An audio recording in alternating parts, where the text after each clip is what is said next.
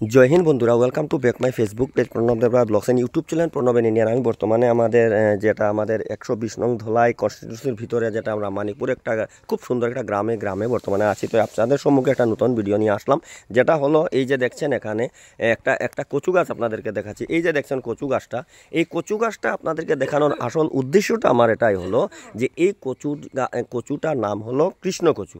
খুব বাজারে খুব জনপ্রিয়তা আছে। আমরা সব সময় আমরা দেখি যে যারা সাইকেলে করে বা মানে ডিজেল অটোতে করে বা এইগুলো মানে গাড়ি করে ওগুলো নিয়ে যাওয়া হয় বাজারে, অনেক ডিমান্ড আছে। এই যে কচুটা আপনাদেরকে দেখাচ্ছে, দেখুন চতুর্দিক থেকে আপনার এই কচুটা দেখাচ্ছি। দেখুন আপনারা যারা এই কচুর এই বাগানটা আপনারা দেখেননি, আপনারা আজকে আমার ভিডিও মারফত দেখতে পাচ্ছেন যে এই দেখুন, এই যে দেখছেন এটাই হলো কৃষ্ণ কচুর বাগান, ঠিক আছে।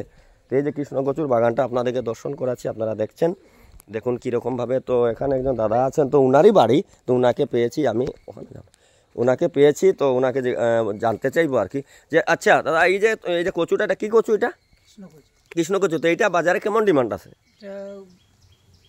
শহরাঞ্চলে বেশি ডিমান্ড আছে। তো আপনি কি তা এটা বাজারে আপনারা যে সময় এটা পুরা ফলনটা হয়ে যায়, আপনি আর কেমন বড় হইব এই গাছগুলা? মোটামোটা হয়। তো এটা আপনারা কি তা বাজারে নিয়ে তুলেন, এটা বাজারে উঠান? তো কীরকমভাবে এটা মানে এটা বাজারে কীরকমভাবে বিক্রি হয়? একটা 10 টাকা।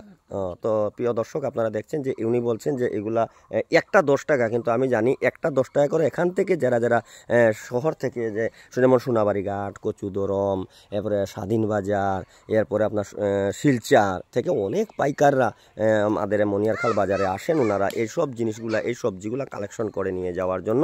তো ওরা ওনাদের কাছ থেকে 10 টাকা করে একটা গোটা, অর্থাৎ একটা 10 টাকা করে নিয়ে যান, নিয়ে ওখানে একটা ওনারা 15 টাকা 20 টাকা। তো 15 টাকা 20 টাকা তো হবে না কেন, কারণ নিতেও তো একটা খরচ আছে, ঠিক আছে। তো তোমার নাম কা? হ্যাঁ, তো স্কুল में পড়ো তো?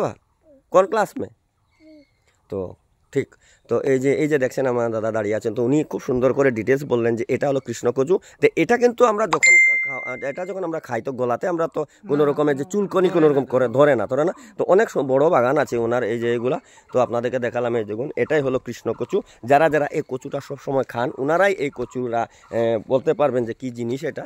এই দেখুন অনেক বড় বাগান, এই যে দেখছেন আপনারা, এই যে দেখছেন। আমি আপনাদেরকে এই যে দেখুন চারা আছে, আপনারা যদি চারা নিয়ে লাগিয়ে দেন তো অনেক বড় হয়ে যাবে আর কি।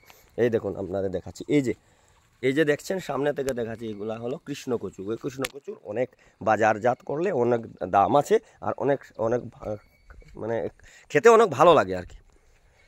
তো আপনারা দেখলেন এই যে একটা কৃষ্ণ কচুর বাগান আপনাদেরকে দেখালাম। তো আপনাদের কেমন লাগলো অবশ্যই আমাকে কমেন্টস মারফত জানাবেন। আমি এরকম নতুন কন্টেন্টগুলো আপনাদের সম্মুখে তুলে ধরবো।